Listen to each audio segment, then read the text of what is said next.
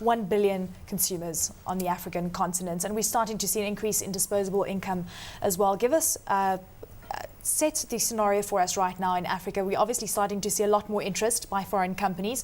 How quickly is this growing at this point? We're seeing phenomenal growth in the fast-moving consumer good market at the moment. And our multinational clients are asking us to invest in Africa because they're seeing Africa really as the next big opportunity behind China and India in terms of where they're going to get return on investment and where they're going to see long-term consumer volumes and ultimately value to their businesses as well. You say that obviously Africa is looking relatively attractive with regards to what we see in China and India, but of course it comes with challenges. A lot of the countries are inland, and it's really difficult to get access to those countries. What are the multinational companies viewing as challenges right now? Is it about distribution? I think the first challenge for the multinationals is to select which country they will focus on. A lot of them are looking at 2 to 3 markets as being their lead markets, their anchor markets. And they would tend to be the big ones of the Nigerias, the Ghanas, the Kenyas, where it's relatively easy to do business. And as you say, that final point of distribution of how you get the product to that final consumer and where that consumer will be making their spend decision, that's really the challenge for our industry. You're talking about the FMCG space at this point, and obviously consumers on a global level are very different but yet also have very similar needs. How does one actually decide in terms of what the Nigerian consumer needs relative to Kenya, a consumer in Kenya? Or do you find that there are overlapping needs? Well, it's a challenge around, is there an African consumer?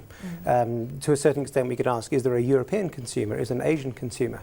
And I think we're understanding now that whilst there is an African strategy, a lot of that strategy has to be around the concept of globalization, global brands, global strategies, global practices, but being able to adapt that to the local market. And that could be different by country, it could be different by your upper class to your emerging middle class.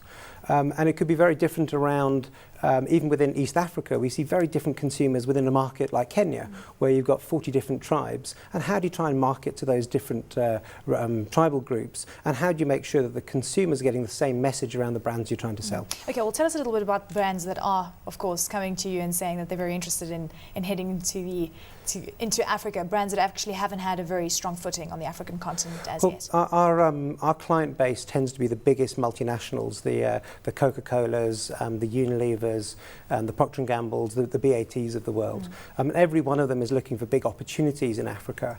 They are looking at rolling out a big multi-brand, like the Coke brand, of course, is one brand. But again, each client is looking for a slightly different strategy in Africa. And the challenge for us is how we balance that across the marketplace. In a sense, some would argue that the financial crisis in 2008 and the slump in growth in the developed world has actually forced a lot of the multinational companies to start looking at Africa as a growth node. With regards to some of the challenges that we could face going forward, do you think that it is going to deter a lot of investors to delve deeper into Africa and then not only focus on the big and obvious economies such as Ghana, Nigeria and Kenya, in which you alluded to? I think it's a twofold strategy. I think if you're looking at this for a long-term investment, then Africa is a long-term investment. It's not for short-term investors.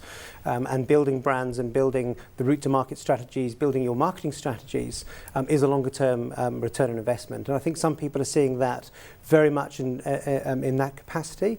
But I think there's always a risk that with the financial crisis that people won't be investing in Africa and they'll be missing out that opportunity because they haven't got the availability of funds to do that investment. The truth of the matter is that with regards to the consumer, the African consumer, we're still in very early stages with regards to the life cycle. It's more like a chicken and egg scenario that could be playing out.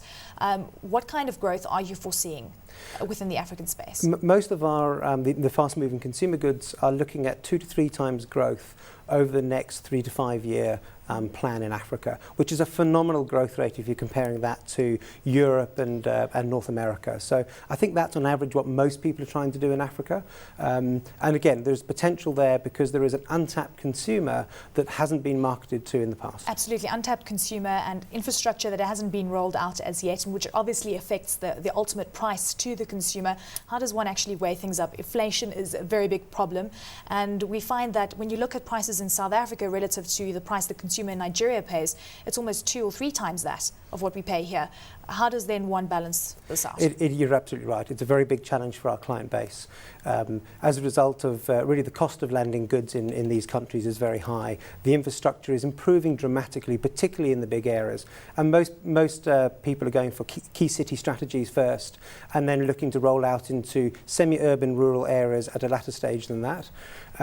Initially, we're seeing some areas as being rural areas are a competitive advantage, particularly in countries like Kenya and Nigeria, that the people who can flex their muscles and get the product out to the rural areas, those are the people that are seeing that as competitive advantage.